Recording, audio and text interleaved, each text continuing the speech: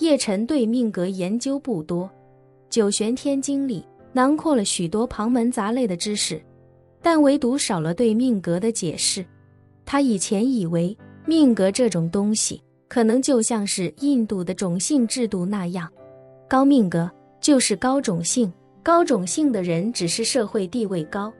但他本身并没有与生俱来的强大之处。高种姓的人也一样会生病，一样会衰老，一样会面临各种意外。但是听林婉儿所说，命格似乎远不止这么简单。于是他问林婉儿，我父亲如果是龙格，就不会被常胜伯杀死吗？不会，林婉儿笃定地说道，命格之所以强大，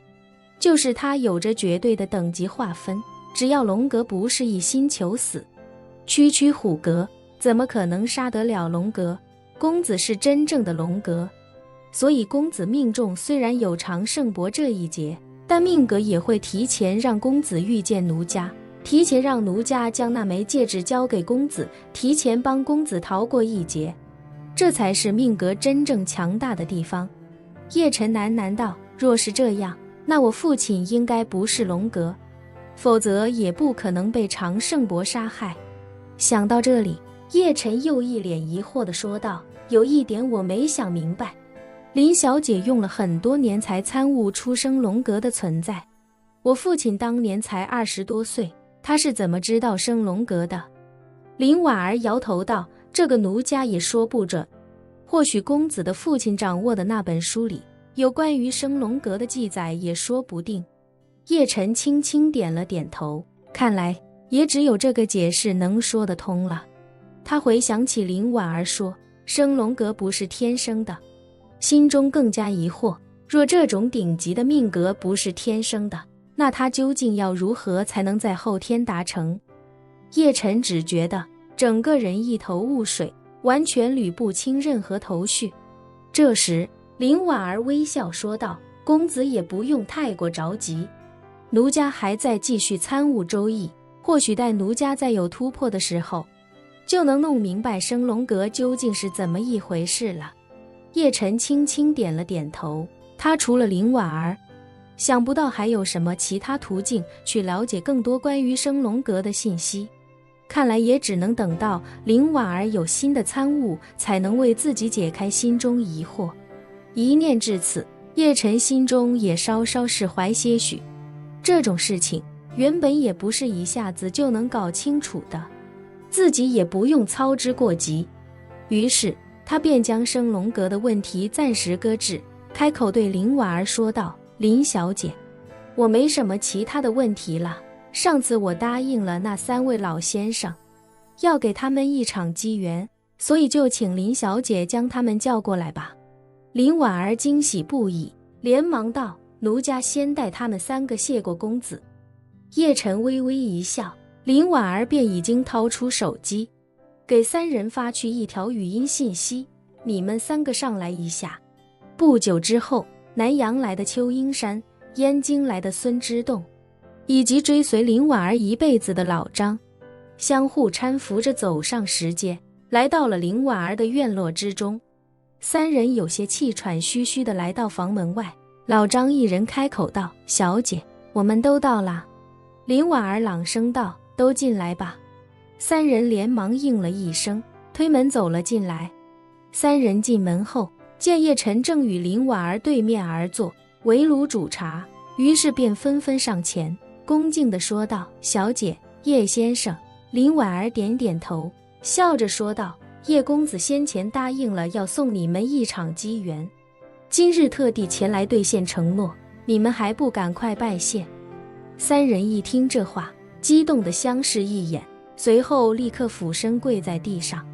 叶晨眼见3个加起来快300岁的老人给自己下跪，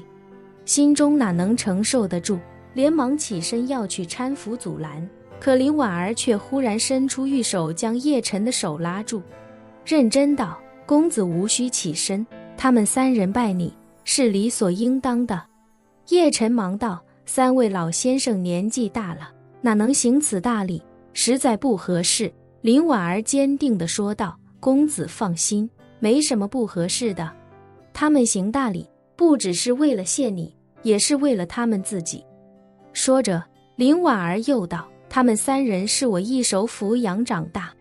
我知道他们的性格，更知道他们的命格。他们虽然婴孩时期命很苦，但无一例外，都是命中注定有大福分的人，否则也不可能遇到我。有福分自是极好，但最怕自己折福。不尊师重道，不尊老爱幼，不严于律己，不行善积德，都会折福。公子要给他们的是天大的机缘，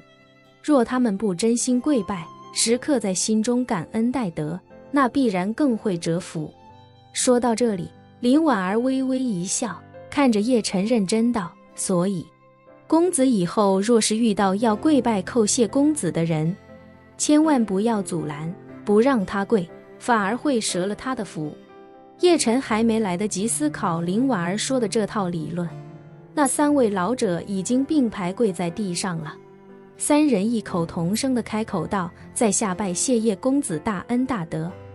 叶晨无奈，只得开口道，3位老先生快快请起吧。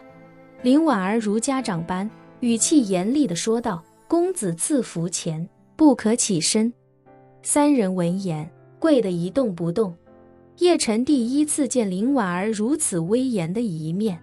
这么一个柔弱乖巧的小姑娘，本着脸对3位跪在地上的老人发号施令，属实有些颠覆认知。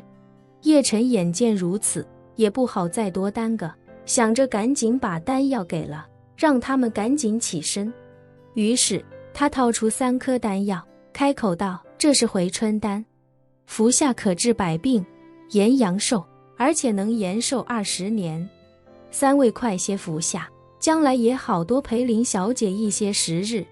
林婉儿听到叶晨最后一句话，心中忽然猛地一抽。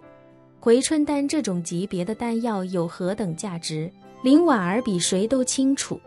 自己这3位养子与叶晨谈不上朋友，更谈不上有恩，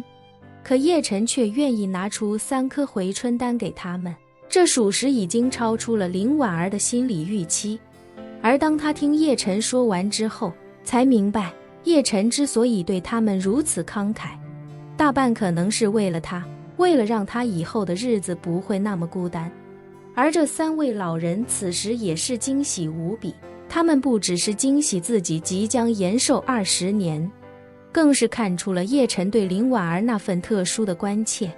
在他们看来，这个世界上不会有第2个人与林婉儿是天造地设的一对。所以当他们看到叶晨对林婉儿如此关心的时候，他们仿佛看到了林婉儿身披嫁衣嫁给叶晨的那一幕。这时林婉儿心中感激，嘴上却有些责怪地对3人说道，你们都愣着做什么，还不快谢谢叶公子赐福。激动不已的3人这才瞬间回过神来，连连高声道，谢叶公子赐福。本期视频结束，欢迎订阅我的频道，这样就不会错过精彩内容。